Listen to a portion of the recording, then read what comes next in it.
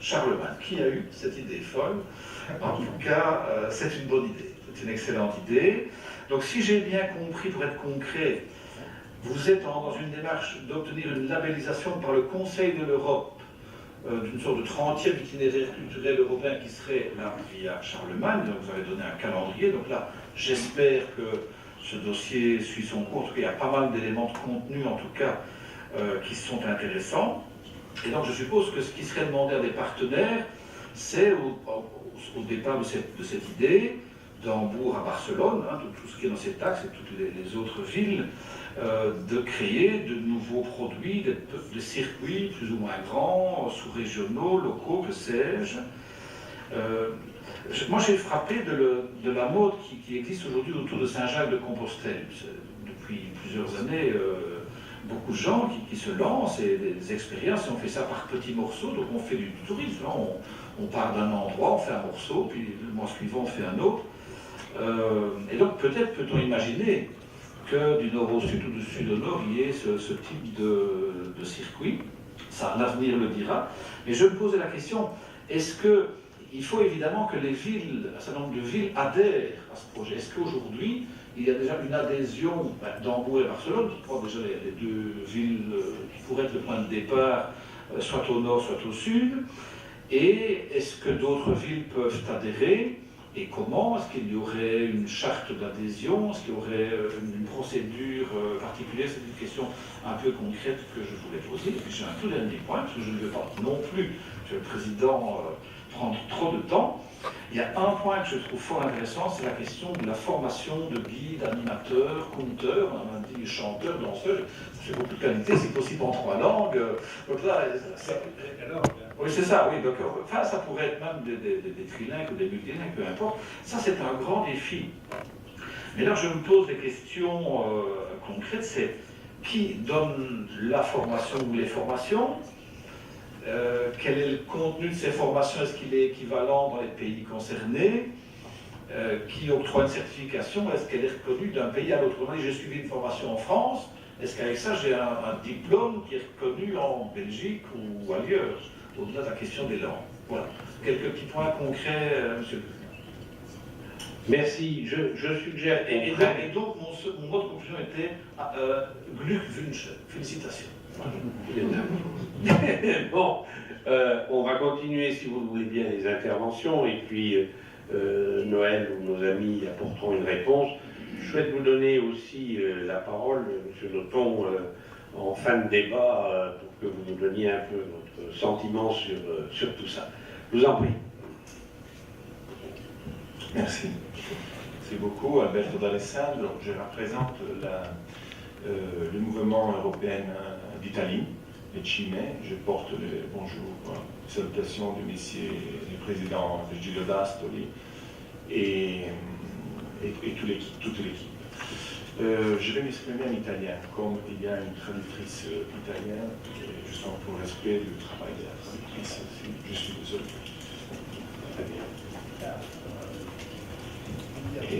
Bene, quindi volevo ringraziarvi per questa opportunità, per questo invito, e fare i miei complimenti non solo ovviamente per l'iniziativa molto interessante e molto bella, ma anche per gli esposti fatti da tutti gli intervenenti in Canal 4.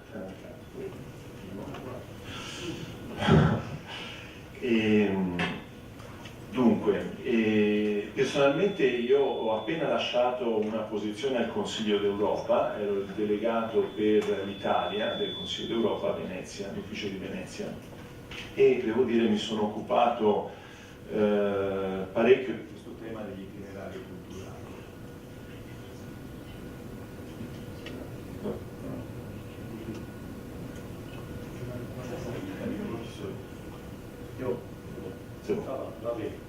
Bene. Facendolo diciamo dal punto di vista, ecco, mi sono occupato molto del tema degli itinerari culturali, prevalentemente diversi progetti,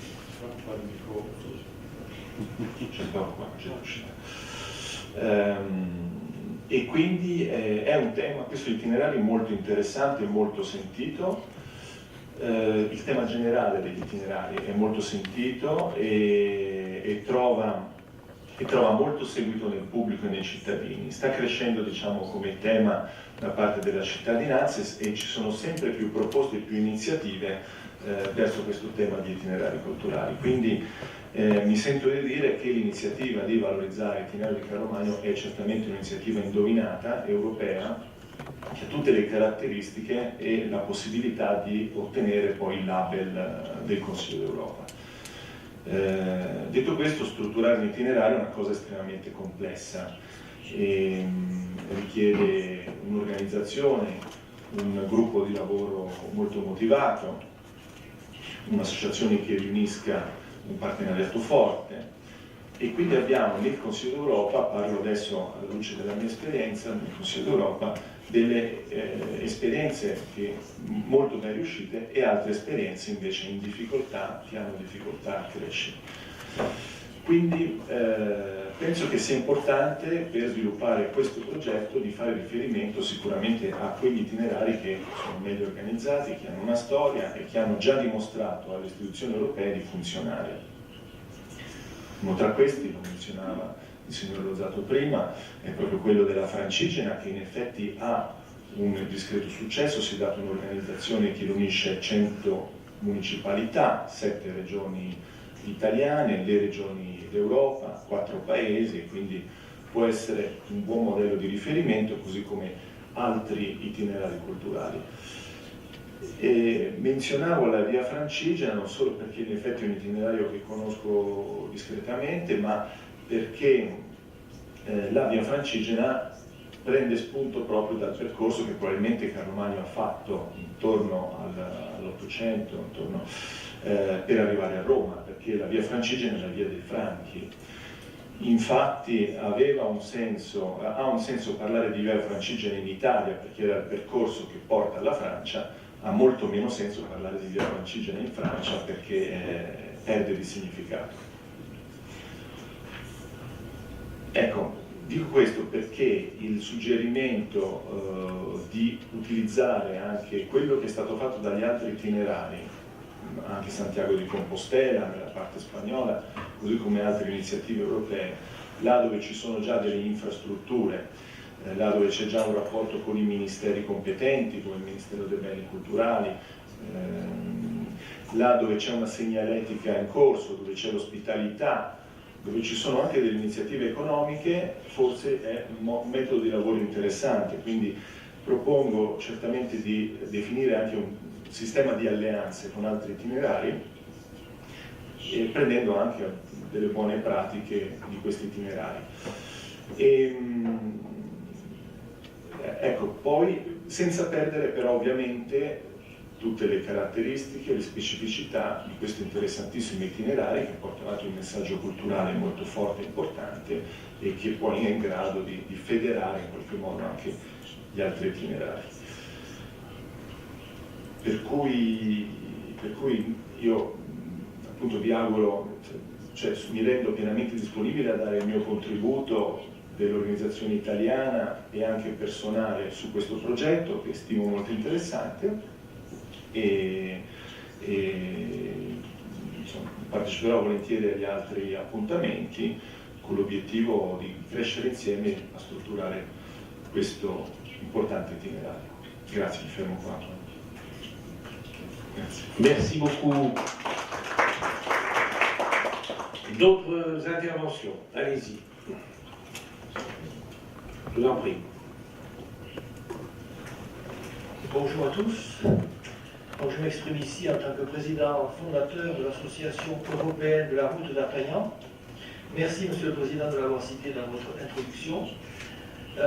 Bien entendu, pour nous, si on veut être concret, l'essentiel, c'est effectivement d'avoir des synergies, de voir les complémentarités entre nos deux associations. J'ai relevé 3 points fondamentaux qui sont communs, je dirais. Bien sûr, nous cherchons aussi la labellisation par le Conseil de l'Europe. Nous avons démarré un peu plus tard, j'imagine. Moi, j'ai commencé le projet en 2011. Nous avons créé l'association en 2013. Ça fait 1 an qu'elle est en place. Donc, pour avoir une gouvernance au niveau central. Et notre objectif, c'est d'ouvrir la route en 2017 avec une labellisation autour de 2017-2018. Ça, c'est le premier point commun. Le deuxième point commun, c'est effectivement la voie. Nous avons les mêmes fondamentaux, je dirais. C'est une route culturelle, touristique, historique. D'Artagnan est né en Gascogne, il est mort à Maastricht. Voilà, c'était facile, il fallait faire le lien entre les deux. Mais évidemment, c'est un peu plus compliqué que ça. Sa femme est originaire de Bourgogne, vous savez, Anne-Charlotte de Charlecy. Donc nous avons dit qu'il faut passer par Paris. Il a vécu à Paris essentiellement. Il a donc circulé aussi à Bourgogne et partout en France. Au final, ça fait 4000 en France et dans 5 pays voisins, c'est-à-dire la Belgique, les Pays-Bas, l'Allemagne, l'Italie et l'Espagne. Je crois que nous sommes à peu près sur le même nombre de pays, à quelque chose près. Donc tout ça, ça représente 15 régions, 10 en France, je parle des nouvelles régions, 5 dans les autres pays, 46 départements en France, et les communes, je n'ai pas encore fait la somme, mais nous sommes aussi, j'ai vu votre liste, il y a une grande liste de communes, y compris les communes rurales. Parce qu'effectivement, notre projet, c'est aussi le développement rural, le développement économique et touristique. Ce sont les points fondamentaux qui sont les mêmes que les vôtres. Le troisième point commun, c'est l'appui sur les opérateurs locaux. Évidemment, une telle route ne fonctionne que s'il y a des opérateurs locaux qui sont derrière. Nous avons créé l'association sur la base de 3 piliers. Un, les collectivités publiques, qui sont membres fondateurs. Donc c'est la province de Limbourg, c'est la ville de Maastricht, c'est la région centre, c'est le département du Gers, etc. etc. Le deuxième pilier, c'est les fédérations équestres. Notre route est essentiellement, évidemment, mousquetaires, d'Artagnan, ce sont des cavaliers.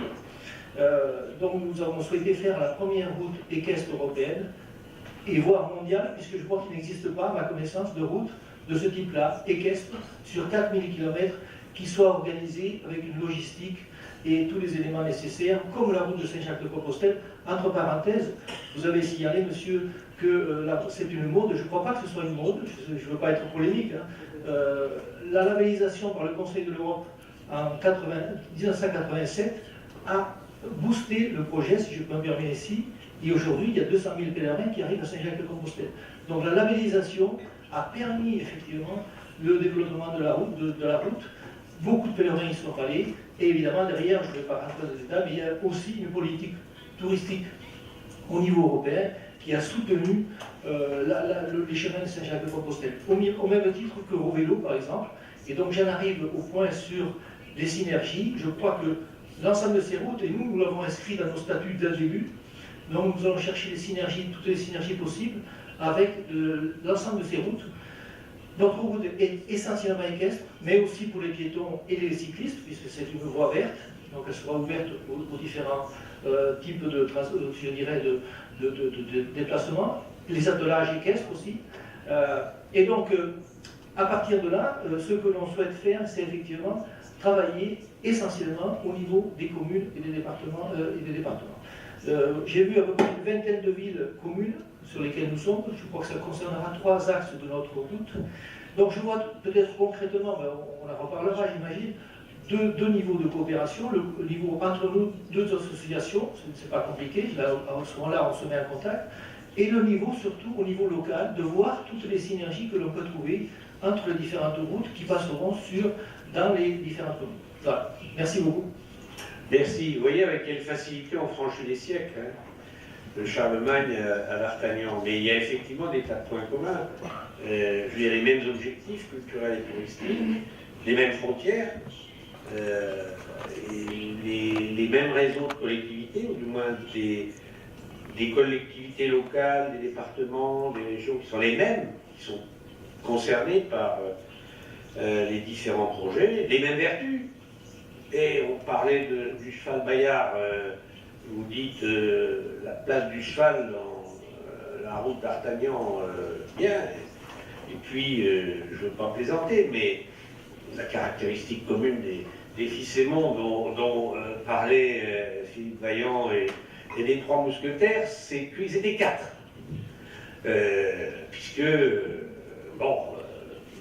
chacun sait que les 3 mousquetaires, en réalité, étaient 4 compères courageux qui ont aussi été un peu des rebelles, quelque part, à un moment donné, comme du temps de Charlemagne, les 4 Ficémons qui avaient eu quelques volontés de marquer leur indépendance par rapport à Charlemagne le bâtisseur. Donc il y a sans doute des complémentarités entre ces deux démarches. Elles ont en tout cas comme caractéristique commune, qui est, moi qui suis profondément européen, la construction d'une Europe qui part du bas, qui part du terrain, qui part des profondeurs de l'histoire, mais qui s'appuie aussi sur les réseaux d'acteurs locaux. D'autres interventions? Je vous en prie, allez-y, vous êtes là pour vous exprimer, pas pour rester passif.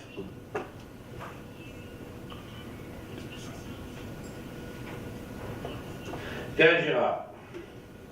Merci, Président. Prendre le micro.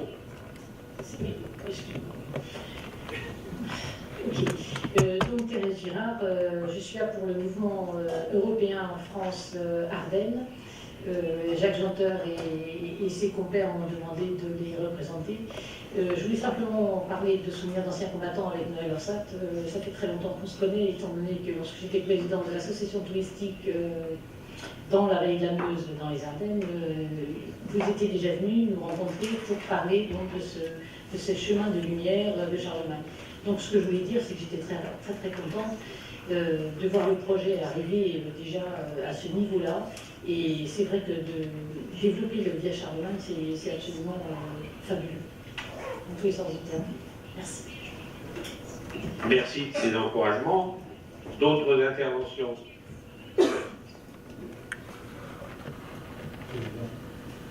J'allais vous donner la parole, Monsieur Nothomb, pour conclure, mais si vous avez des choses à nous dire spontanément, c'est encore beaucoup mieux. Je vais dire à la fois, enfin, en ce qui me concerne, je voulais faire une intervention de faisabilité, parce que le projet est grand. De Barcelone à Hambourg, c'est grand. Alors, je pense que il serait fécond, et on le voit bien ici autour de la table, qu'il y a des sous-groupements régionaux qui peuvent se donner des visions plus locales ou plus sous-régionales par rapport aux grands projets. C'est comme le grand projet européen donne naissance à des projets frontaliers dont nous sommes tous les émanations.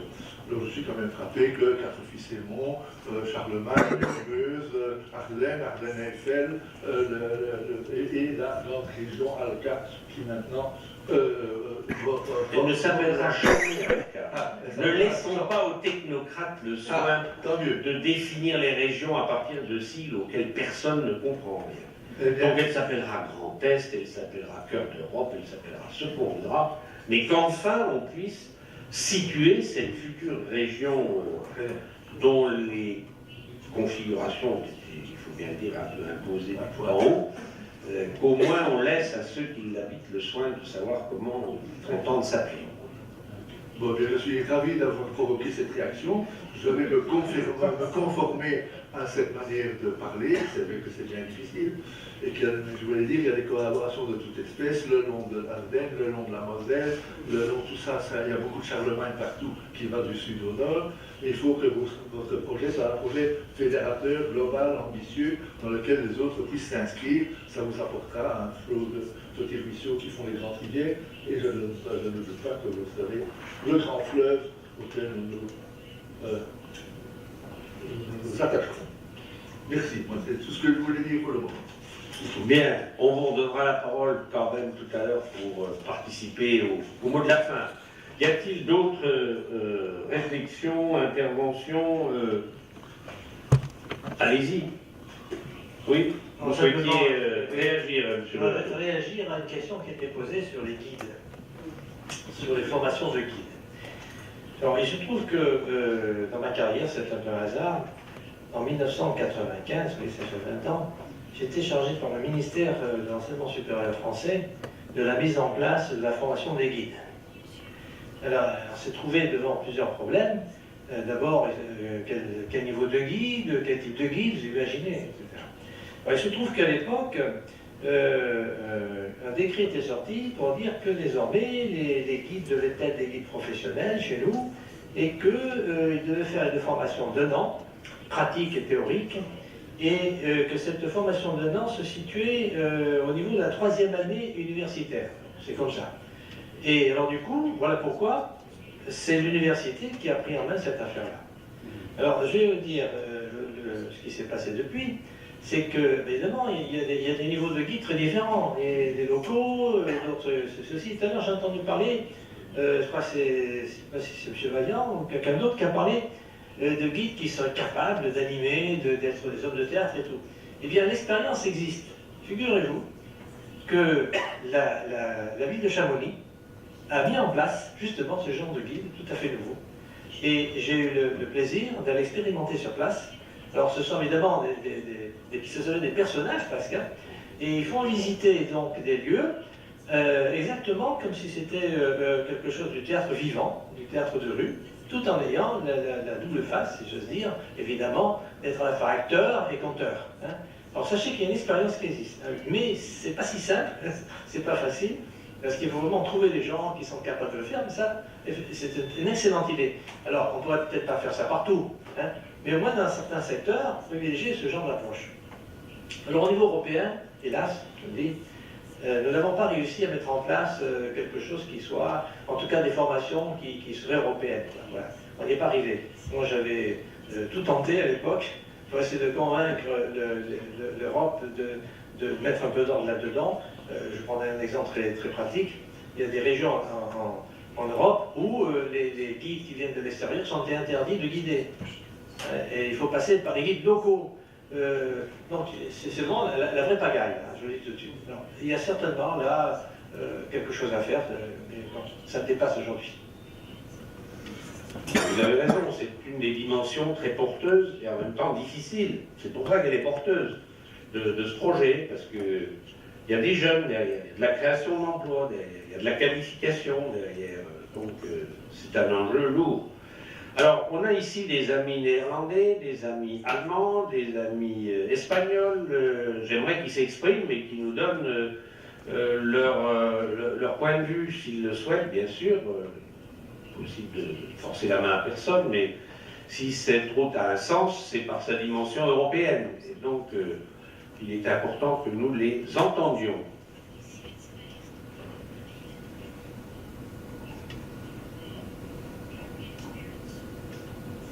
Ja, bitte schön, können Sie etwas sagen? Ja. Ja, danke schön.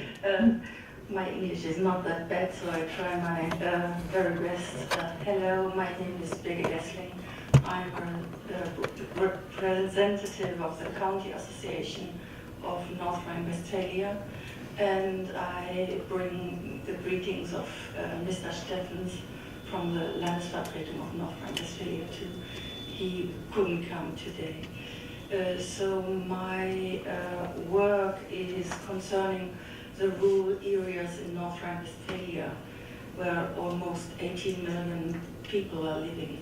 And we are quite involved into all the aspects of tourism and try to re-alive or to push the rural areas in our region.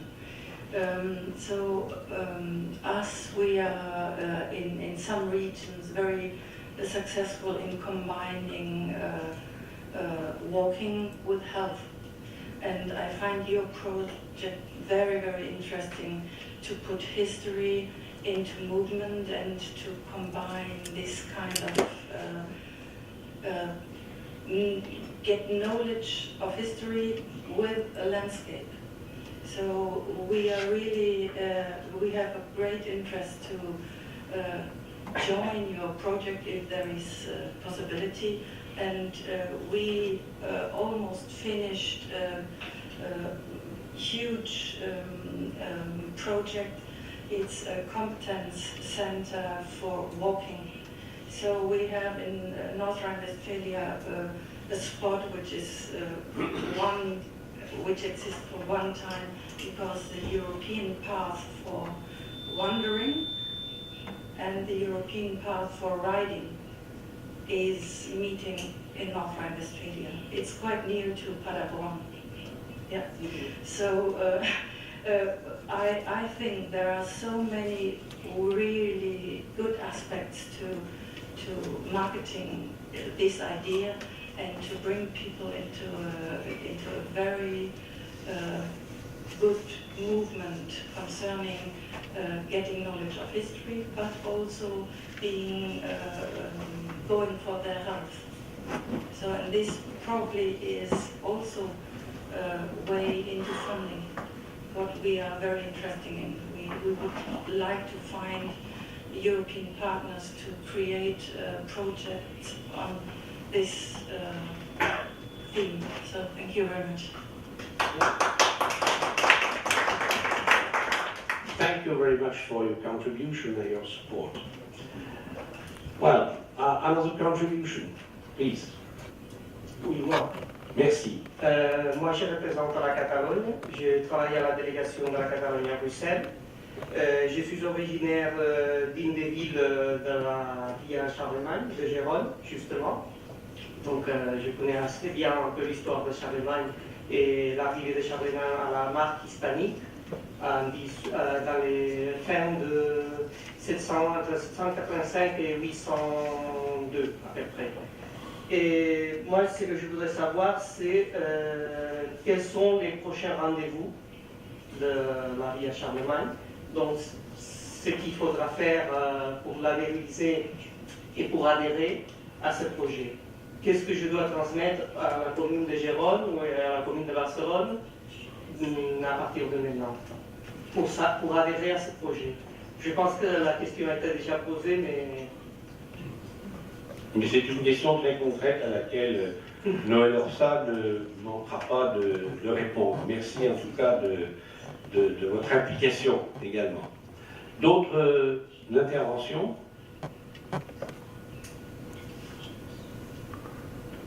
Je ne voudrais pas que vous repartiez d'ici en ayant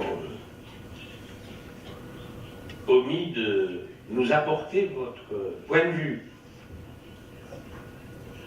Non? Bien. Alors, on va demander à Noël de nous apporter quelques éléments de réponse concrets sur les différentes questions qui ont été posées. Je voudrais excuser mes deux voisins, Charles-Ferdinand Nothomb et Jean-Marie Beaupuy, qui étaient retenus et engagés par ailleurs. Et donc, je vais laisser à Noël le soin de répondre au nom également de Jean-Marie Beaupuy aux différentes questions posées. Oui, donc je vais répondre à une question en fait dans le désordre par rapport à la façon dont elles ont été posées pour que moi-même je m'y retrouve. Donc les années passées.